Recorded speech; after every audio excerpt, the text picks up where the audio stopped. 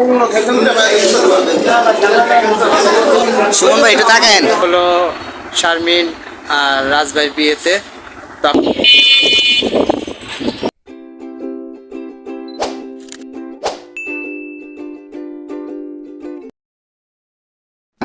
আসসালামু আলাইকুম, কেমন আছেন আপনি সবাই?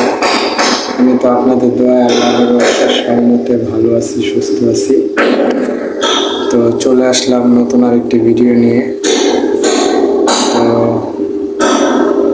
আজকে ভিডিওটা মূলত শুরু করতেছি হলো, মনটা অনেক খারাপ।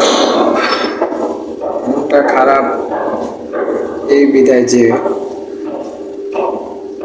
মানুষের জন্য অনেক সময় অনেক কিছুই করি, কিন্তু মানুষ কি যে মনে করে সেটা তাদের ব্যাপার।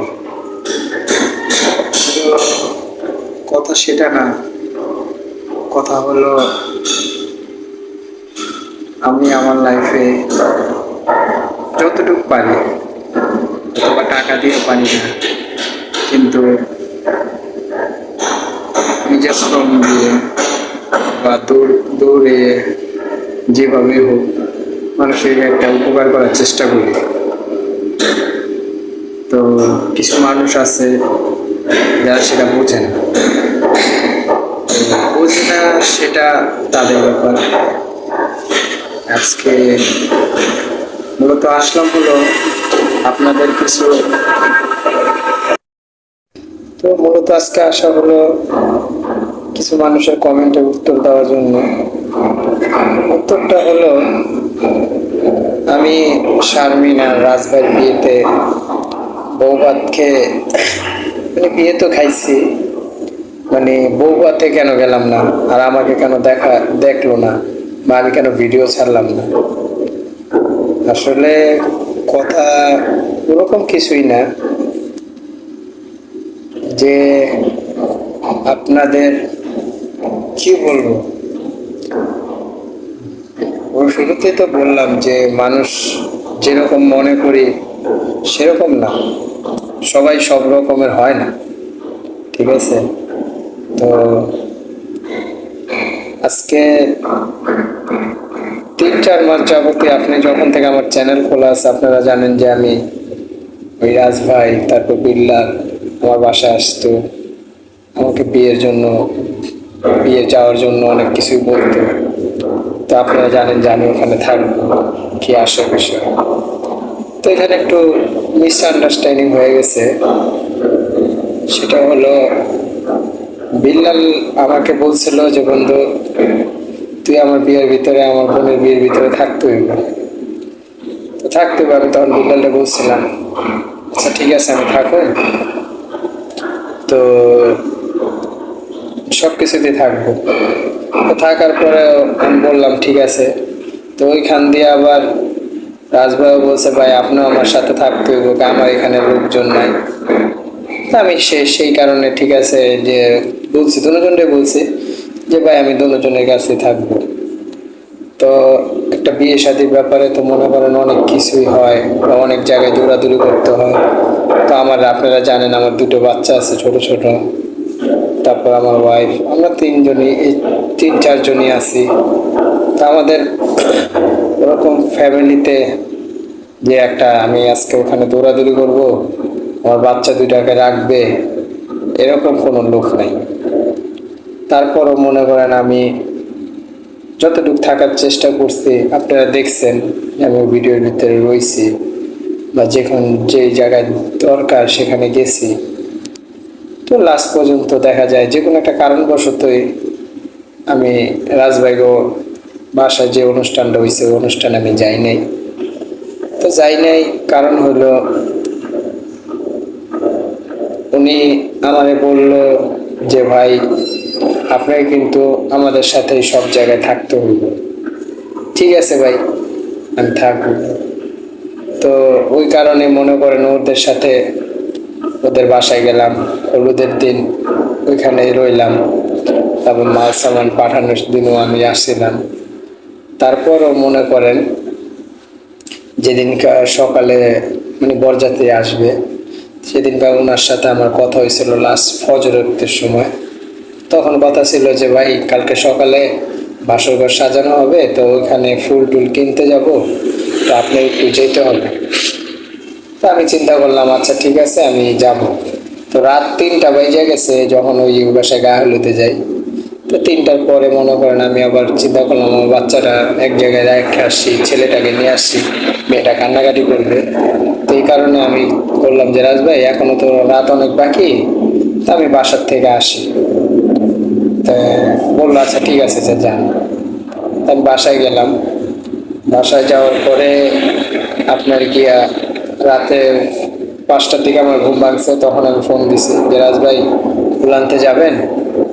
পরে বলতেছে যে ভাই আপনি একলা যান, আমার ওই আরেক বন্ধু শহরে নিয়ে যান। তো আমি বললাম যে যেহেতু ফুলটা আপনার পছন্দ মতো আনতে হইব, আপনি গেলে ভালো হবে। না ভাই আপনি যান। তা আমি আচ্ছা ঠিক আছে। তারপর আবার বললো যে আপনি যাবেন না আমি বাইক নিয়ে পাঠাবো। তা আমি আচ্ছা ঠিক আছে, যেহেতু আপনার সমস্যা, আচ্ছা আপনি বাইক নিয়েই পাঠান, যেহেতু নির্গ ফ্যামিলির ব্যাপার। এই কারণে আমি তার বাইক নিয়ে কথা বলছি। তো সে আরেকটা কথা বলছিল, সেটা আমি নাই বলি ক্যামেরার সামনে। তো সেই কথা শুনে আমার মনটা খারাপ হয়ে গেছে। তো তারপরও মনে করেন সকাল থেকে নিয়ে প্রায় 3টা 4টা পর্যন্ত আমি তার আশায় বসে রয়েছি। একটা মানুষ যদি বলে যে আপনাকে বরযাত্রী যেতে হবে, তো বরযাত্রী গেতে ম্যাক্সিমাম তো 4টা 4:30 বাজে। তা আমি চিন্তা করলাম যে সে তো আমার ফোন দিবে। তো সে সকালেও আমারে তারে গোসল করানো হলো বাসায়, আমারে জানাইলো না। তারপরে তারা বরযাত্রী আসলো, সেটাও আমারে জানাইলো না। আর প্রথম থেকে বলছে যে আপনি থাকবেন। তো মূলত এই কারণে আমি আর যাইনি। তো যাই নাই ঠিক আছে। তারপরে তার বাসা যেদিন বৌভাত হয়েছে সেদিনও আমার ইচ্ছা ছিল যাওয়ার, কিন্তু সারাদিনও সে আমাকে একটা ফোন দেয়নি। তো আমি চিন্তা করলাম যে ওইখান থেকেও তো আমার লস হইতাছে, যে আমি যাব না, ঠিক আছে। তো আমি চিন্তা করলাম যা কাজেই চলে যাই। তো আমি আবার আমার সাইডে কাজে চলে আসলাম। তো চলে আসার পরে আপনার 6টার দিকে আমার ফোন দিছে, ভাই আপনি কাজটা কি ভালো করছেন? আমি বললাম ভাই আমি কি করছি, আপনি আইলেন না? যে ভাই আহি নাই। আমি বেশি কোনো কথা বলি নাই তার সাথে, যে না ভাই আহি নেই, আমার সমস্যা ছিল, আমি আহি নেই, আমি কাজে আসছি। ওরা কাজটা ভালো করেন নাই, ঠিক আছে এটা বলে ফোন রেখে দিচ্ছে। তো যাক, যে যার মতো থাকে। তো মূলত এইসব কারণে আপনাদের সামনে ক্যামেরার সামনে এসে দুটো কথা বললাম। কাউরে দোষী করেও কথা বললাম না, বা কাউরে ইয়া করেও কথা বললাম না। কথা বললাম হলো যে কোনো কারণবশত মনটা খারাপ ছিল, তো চিন্তা করলাম আপনাদের সাথে একটু কথা বললে মনটা ভালো হবে, এই কারণে কথা বললাম। তো এখন থেকে সামনের থেকে তো আর ওদের কোনো ইভেন্ট নাই। আর এখন থেকে মূলত যতটুকু পারি আমি নিজেই ভিডিও টিডিও করব।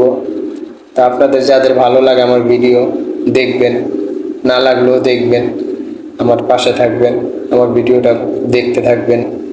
আর সাবস্ক্রাইব করে দেবেন চ্যানেলটা, লাইক কমেন্ট শেয়ার অবশ্যই করবেন। তো আজকের মতো ভিডিওটি এই পর্যন্তই। ভালো থাকবেন, সুস্থ থাকবেন, আমাদের জন্য দোয়া করবেন, আমার ফ্যামিলির জন্য দোয়া করবেন। আল্লাহ হাফেজ। আসসালামু আলাইকুম, কেমন আছেন আপনারা সবাই? আমি তো আপনাদের দোয়ায় আল্লাহর অশেষ রহমতে ভালো আছি, সুস্থ আছি। তো যাচ্ছি হলো শারমিন আর রাজভাইয়ের বিয়েতে। তো আপনাদের ভাবিও রেডি হয়ে গেছে।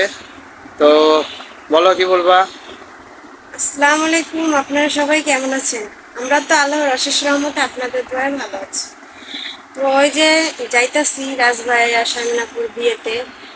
তো কি করি বিয়েতে, যে সেগুলো আপনাদের মাঝে শেয়ার করব। পাশে থাকবেন, দেখতে থাকবেন। এই যে আপনাদের ভাবি শারমিনের বিয়েতে যাওয়ার জন্য রেডি হয়ে গেছে।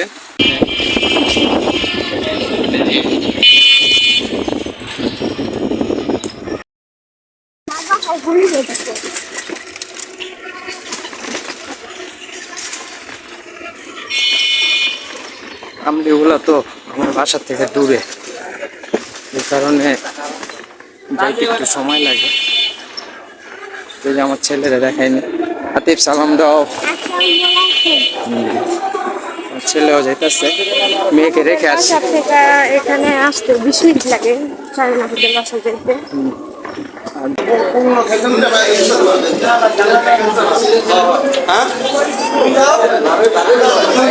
ঠিক আছে ভাই।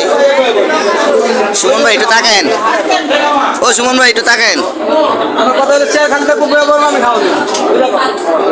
ভাই।